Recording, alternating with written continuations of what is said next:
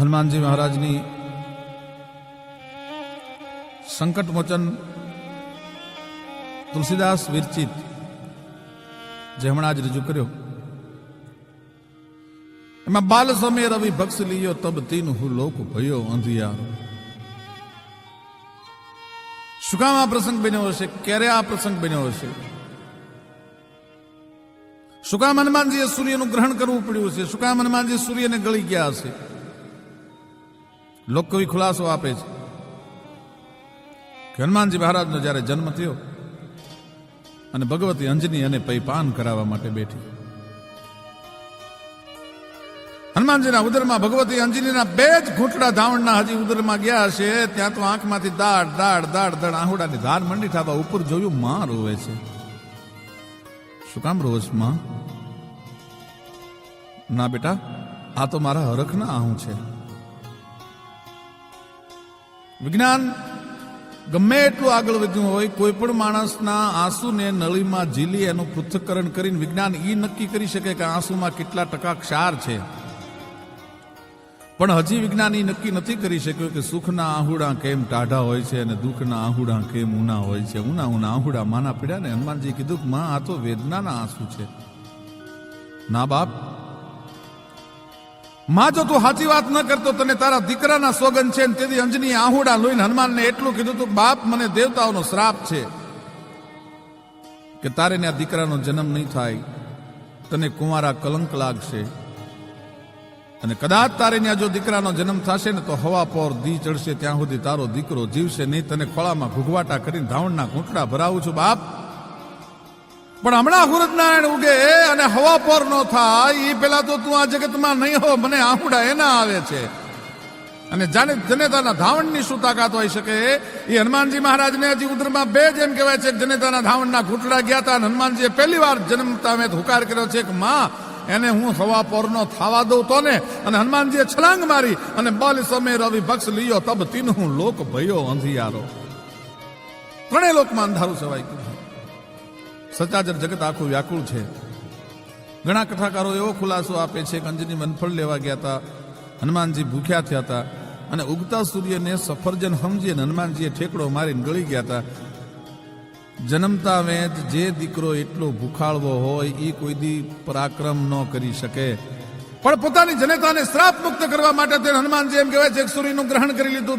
દેવતાઓ પ્રાર્થના કરે છે કે સૂર્યની પકડને મૂકી દો. ત્યારે હનુમાનજી મહારાજ એમ કે છે કે પહેલી મારી જનેતાને શ્રાપ મુક્ત કરો પછી મૂકું. કે હનુમાનજી એ તો સવાપોર દિવસની વાત હતી, અત્યારે તો રોંઢોદી થવા આવ્યો છે. તારી જનેતા શ્રાપ મુક્ત થઈ ગઈ છે. જન્મતા વેત જે દીકરો માને શ્રાપ મુક્ત કરાવી શકે ને એના મંદિર હોય ને એના માટે કવિને લખવું પડે જમદટ જાંબુવાન નીલ અંગદ સુગ્રીવ નોરિયા. પણ જુઓ હજી સુધી હનુમાન તો કાયમ બેઠો કાગડાએ. હનુમાનજીની ઉપાસનાના ત્રણ મહત્વના અંગ જે છે એમાંનો એક બજરંગ બાણ છે, એક સંકટ મોચન જે હનુમાન અષ્ટક છે એ છે, અને એક હનુમાન ચાલીસા છે. પણ ઘણા બધા જિજ્ઞાસુ મિત્રો પૂછે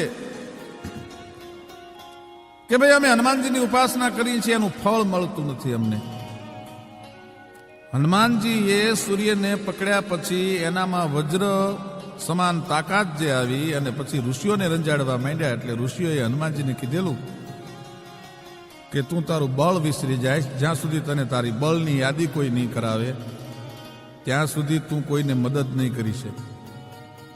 એટલે હનુમાનજીની ઉપાસના કરતા પહેલા અડધો કલાક સુધી કિષ્કંધાકાંડની જે ચોપાઈઓ છે એ હનુમાનજી મહારાજને સંભળાવવી પડે છે. ત્યારે જ હનુમાનજી મહારાજમાં તાકાત આવે છે અને ત્યારે જ મને તમને હનુમાનજી મહારાજ મદદ કરી શકે છે. કહે રી છે પતિ સુન હનુમાના કાચ પ્રસાદ રજખ બલવાના પવન તનય બલ પવન સમાના બુદ્ધિ વિવેક વિજ્ઞાન નિધાના કવન સો કાજ કઠિન જગ માહી જો નહીં હોય તાત તુમ પાહી.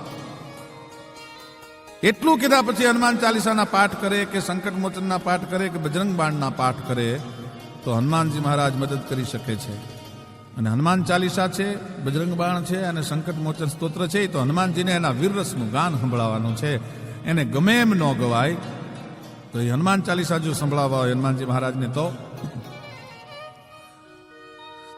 શ્રી ગુરુ ચરણ સરોજ રજગન નિજ મન મુકુર સુધાર પણ વર્ણવ રઘુવર વિમલ જસ